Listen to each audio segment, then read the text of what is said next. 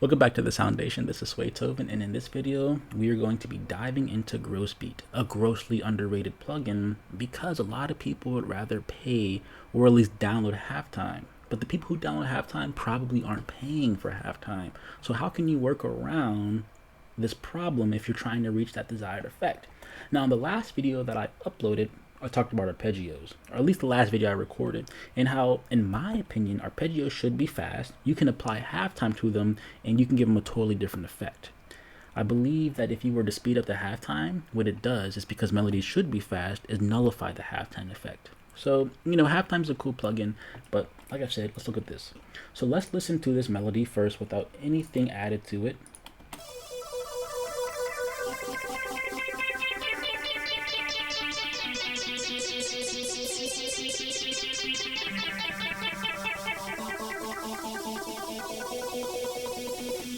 Nothing crazy, all right? But now I want to add GrossBeat to it. Let's take a look at GrossBeat. When we look at GrossBeat, we have this big grid, all right? And in this grid, it will be able to fit a green line and an orange line. That green line correlates to the time. Green to green, orange with orange. Now, under the time module, you have all these different options. The second set of options is divided by a space. The second set of options is orange, and it is connected to the volume module. So if you were to pick any of the green options that are associated with time, as you can see on the right, the lines are going to shift. If you pick any modules associated with the volume, the lines are going to shift. All right. The first instance of GrossBeat that I have on this melody makes it sound like this. So let's listen to it without the GrossBeat first.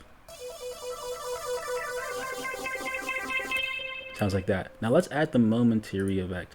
I don't believe, so like the reason why it's called Momentary is because I like put in a plugin and then like it just, one of these things are called Momentary. I don't remember which one, but let's listen to it.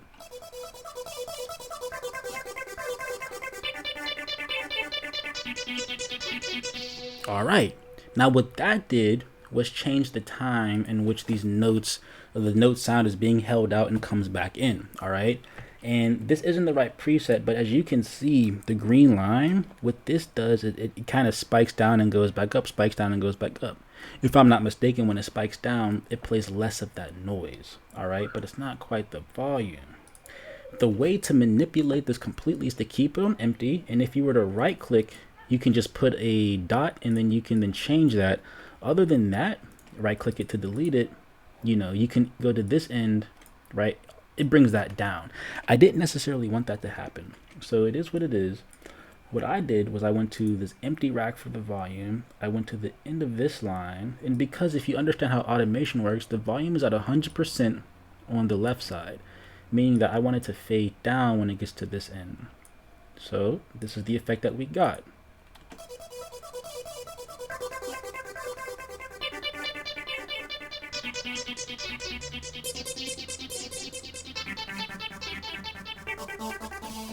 Nothing crazy, but if you can hear the effect, is it starts out loud and then it gets softer, and then when the next one plays, it is loud again for like that first hit.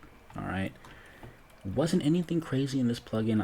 You can probably automate some things, like you can create an automation clip with the first beat gate. That's actually kind of wild, if you, in my opinion. Let me see this volume slot.